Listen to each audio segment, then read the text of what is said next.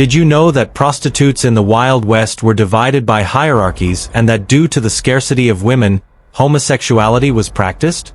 The big screen has, through countless films, made it impossible not to associate the Wild West with shootouts in the middle of a dusty town or a sheriff eager for revenge after the Native Americans kidnap his beautiful wife. In this arid and challenging setting, intimacy and intimate expressions take on fascinating nuances, exploring the complexity of human relationships amid the harshness of life in 19th-century American West. From the different classes of prostitutes that populated the dusty towns to the brothels that stood as oases of pleasure, this journey invites us to explore the social dynamics of the West, which were unique and, in many ways, advanced for their time, especially regarding the role of women and interpersonal relationships. In an environment where men vastly outnumbered women, prostitution emerged not only as a profession but as an economic and social necessity. The prostitutes of the West were not a homogeneous group. They were organized in hierarchies, from the most humble who worked the dusty streets to those who operated in luxurious brothels. These women played a crucial role in local economies and provided a sort of emotional and social stability in an often chaotic and dangerous environment. If this is your first time on the channel, subscribe now so you don't miss any important content about the darkest chapters of our history. Additionally, the scarcity of women led to the practice of homosexuality among men, a facet of life in the West that has been little explored but was a natural response to the demographic circumstances of the time. These relationships, although perhaps not publicly recognized under modern terms, were part of the necessary social adaptation in a place where conventional norms were often set aside for survival. In this arid and challenging setting, expressions of intimacy and sexuality took on fascinating nuances, reflecting the complexity of human relationships. Life in the West was not just about physical survival but also about finding meaningful connections amid the harshness of everyday existence. During the rapid westward expansion, the famous frontier towns emerged, often depicted in films.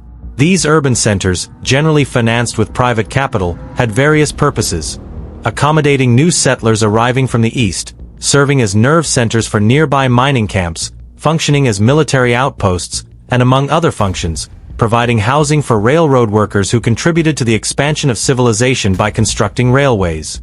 People from all walks of life gathered in these typical Old West towns, seeking comforting meals, shots of whiskey, and, without a doubt, the company of pleasant individuals with whom to spend time. Artistic representations found on stones, walls, and engravings throughout Europe, dating back to the Upper Paleolithic, offer indications of how ancient populations experienced and represented the reproductive aspect of intimacy, fundamental to the survival of the species. Images such as one depicting childbirth with 3 vulvas indicating the physiological process suggest advanced knowledge for the time. As westward expansion progressed, the need for women led to the exportation of brothels to frontier towns, identified by red lanterns and curtains of the same color. There were also prostitutes who operated in more remote mining camps, meeting the needs of miners. From the early years of Western expansion until the early 19th century, prostitution contributed significantly to the local economy. In some places, it is estimated that up to 25% of the population consisted of prostitutes. Women were often pushed into this profession by various circumstances, such as the loss of their parents, the loss of virginity before marriage, or, tragically, abduction by Native Americans. Despite common perception, prostitutes ranged in age from 14 to 30 years old, and surprisingly, some were married. Their husbands, far from condemning them, encouraged them, as the income generated by these women contributed to the family's livelihood. In fortunate cases, some managed to marry clients and retire with enough money to lead a comfortable life.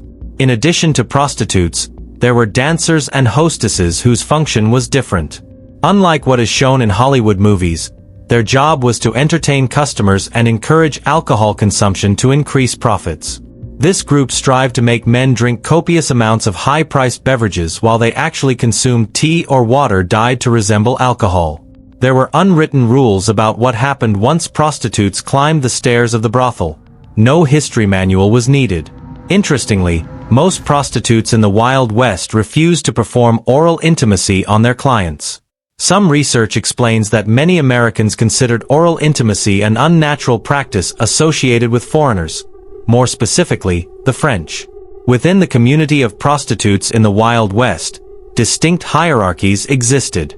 Those less fortunate and with limited resources often roamed the dusty streets of major cities, offering their intimate services to any interested party. They commonly carried a blanket, which they spread on the ground to attend to their clients as requested. At a higher level were those who worked independently in small, modest homes, often consisting of a single room or a simple living space with a kitchen. Research indicates that some madams managed a network of individual houses, employing the more experienced women. Above these two levels were the women who worked in brothels. Most brothels had 2 floors. On the first, clients were entertained with music and, in the best cases, performances by singers. The second floor housed the rooms where intimate encounters took place. However, even within these establishments, distinctions existed.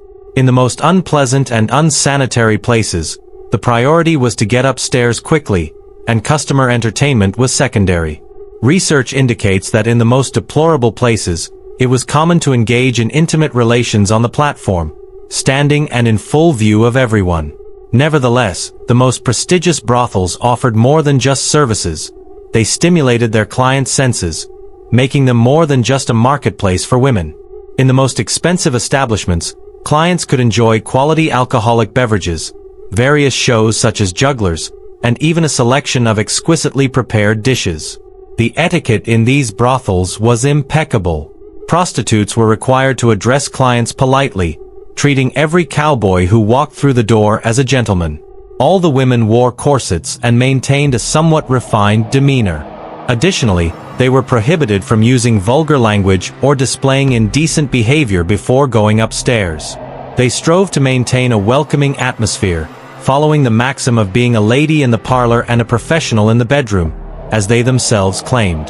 Otowi is a remarkable example of resilience and cunning in an era and place where being a woman, an immigrant, and a sex worker presented significant challenges.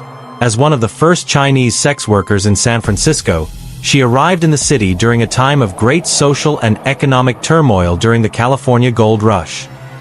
After the tragic death of her husband during their journey to America, Otowi faced an unfamiliar and hostile world.